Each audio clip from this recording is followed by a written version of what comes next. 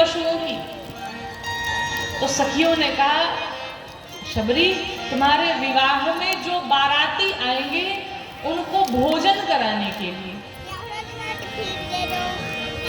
कहा भोजन में पशुओं की हत्या होगी? कहा हाँ। जैसे ही शबरी मैया ने सुना कि मेरे विवाह में इतने पशुओं की हत्या हो जाएगी, मैया शबरी घर छोड़ करके रात ही रात भाग चली।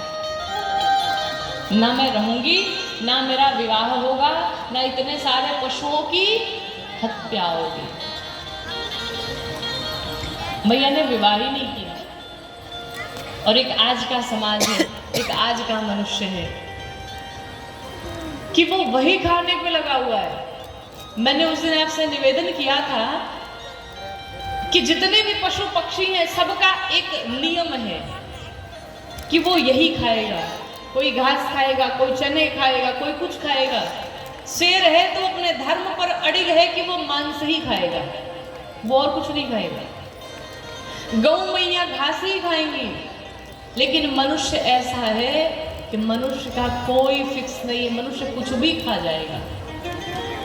हाथी, घोड़े, मुर्गा, मुर्गी सब खा जाएगा। लोग क्या करते हैं, हरे राम हरे हरे, बकरी मुर्गी घरे घरे। हरे राम आ दुई दुई अंडा सुबह शाम। अब बैठे हैं कथा में, कथा सुन रहे हैं, एकदम बने हुए हैं भगत। ये ठीक है क्या? अरे विचार करिए, हमारे सनातन धर्म में कहा जाता है हिंसा परमो धर्मम। हमारा धर्म में हिंसा करना नहीं सिखाता है, लेकिन न जाने कहां से ये परंपरा चली आई। कुछ लोग तो कहते हैं भगवान बलि मांगते हैं, मैया बलि मांगती है। किस शास्त्र और किस पुराण में लिखा है कि भगवान बलि मांगते हैं, देवी मैया बलि मांगती है, काली मैया बलि मांगती है? हमारे सनातन में 9 दुर्गाएं हैं, 9 माताएं हैं। और 9 दुर्गा को हम जानते हैं कि इन 9 दुर्गा में कोई देवी नहीं कहती तुम्हें मुझे ला करके किसी जीव की हत्या करके मुझे बलि चढ़ा। फिर 10वीं दुर्गा मैया कहां से आ गई जो बलि मांगने लगी? अगर कहीं लिखा हो, कहीं किसी वेद पुराण में, तो मुझे जरा ला करके दिखा दो, शायद हम नहीं पढ़े होंगे। लेकिन जहां तक अभी तक मुझे जानकारी, ऐसा किसी शास्त्र में नहीं लिखा है। वेद पुराण में अगर शब्द आते, एक शब्द आता है हृदयम आलभेत। अब आलभेत का अर्थ हुआ बलि देना। तो बलि किसकी देनी है? बलि देना है, कहा अपने अभिमान की बलि दो, अपने अहंकार की बलि दो, अपने ममता की बलि दो, अपने मोह की बलि दो, ना कि किसी जीव की बलि दो।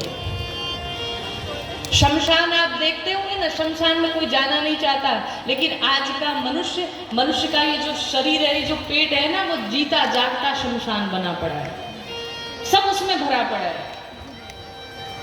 शर्म आनी चाहिए। महाराज, आप किसी जीव का मांस नहीं खाते हैं। किसी भी जीव को, मुर्गे को, मुर्गी को, बकरे को, बकरी को जब जाकर के दुकान पे देखते होंगे ना, कितनी प्रताड़ना दी जाती है उन्हें।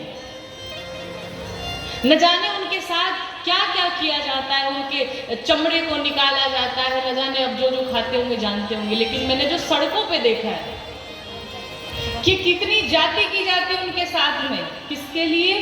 आपके खाने के लिए। तो आप उस पशु की, उस जीव की मांस को नहीं खा रहे, आप उसकी तड़प को खा रहे हैं, आप उसकी प्रताड़ना को खा रहे हैं, आप उसके भय को खा रहे हैं, आप उसके डर को खा रहे हैं, आप उसकी चीख को खा रहे हैं, आप उसके आंसुओं को खा रहे हैं। और किसी जीव की हत्या करके, किसी के दुख को, किसी की प्रताड़ना को, किसी के भय को, किसी के डर को आप खा करके अपना पेट भर रहे, अपनी पार्टियां बना रहे हैं। और इतना के बाद भी अगर आप कहें कि आपके जीवन में सुख है, सुख मिल जाए, तो मैं दावे के साथ कहती हूँ जीवन भर कभी भी आप सुखी रहने वाले नहीं हैं। कभी सुख नहीं मिलेगा, चाहे जितनी पूजा करवा लीजिए। जितने अनुष्ठान करा लीजिए। और ये कहते ना कर्मों की खेती है, आज उसकी बारी है तो कल आपकी भी बारी आएगी। कभी विचार किया है, आपके बेटे को तो छोटी सी खरोंच लग जाए तो लेकर के पड़ जाते, कितनी खरोंच लगी, मार दवाइयाँ इंजेक्शन लगाने लगते हैं। उस प्रकार से वो भी तो किसी के बच्चे होते होंगे। क्या बकरी को अपने बच्चों को प्रेम करने का अधिकार नहीं है? क्या उस मुर्गे को, उस मुर्गी को अपने बच्चे को प्रेम करने का अधिकार नहीं है? क्या उसे जीने का अधिकार नहीं है? अरे हमारी प्रकृति ने हमें कितनी सुंदर सुंदर चीजें दी, हरी हरी सब्जियां दी, ड्राई फ्रूट्स दिए, फल दिए, सब कुछ तो दिया हरा भरा।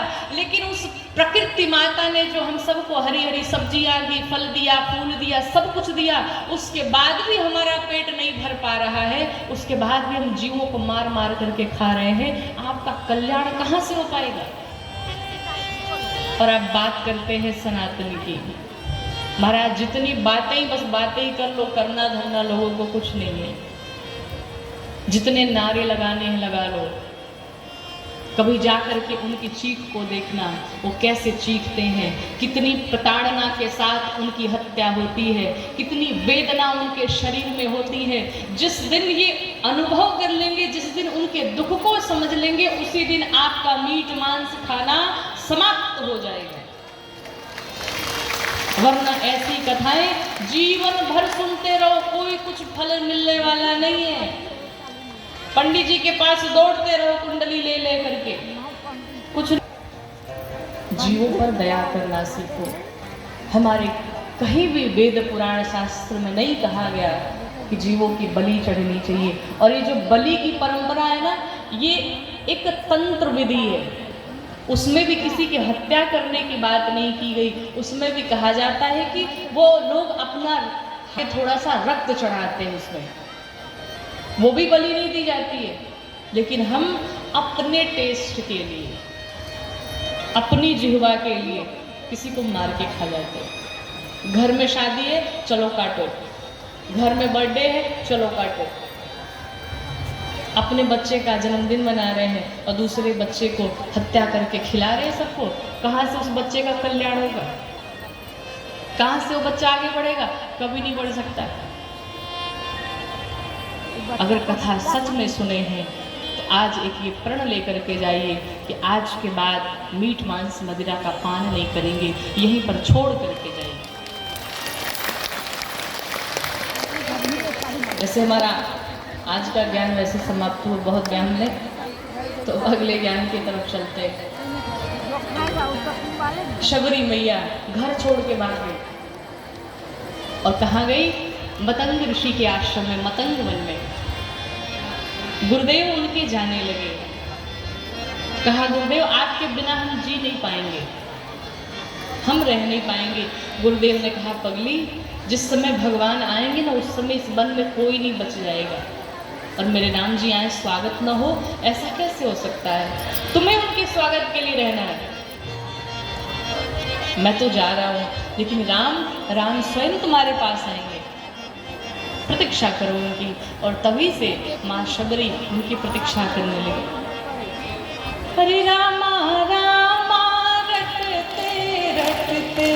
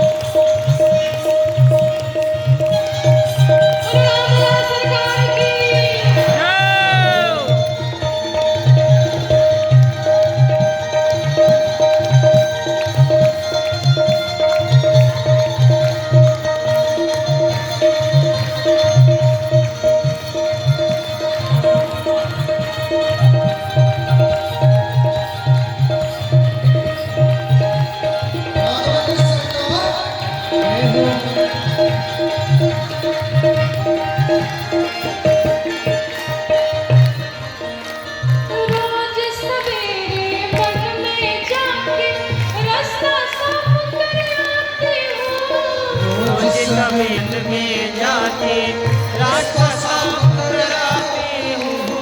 अपने प्रभु के खातिर वन से चुन चुन के फल लाती हूँ। अपने प्रभु के खातिर जाके फल लाती हूँ। मीठे मीठे बैरन से मीठे मीठे बैरन से भरे मैं जवानी रामा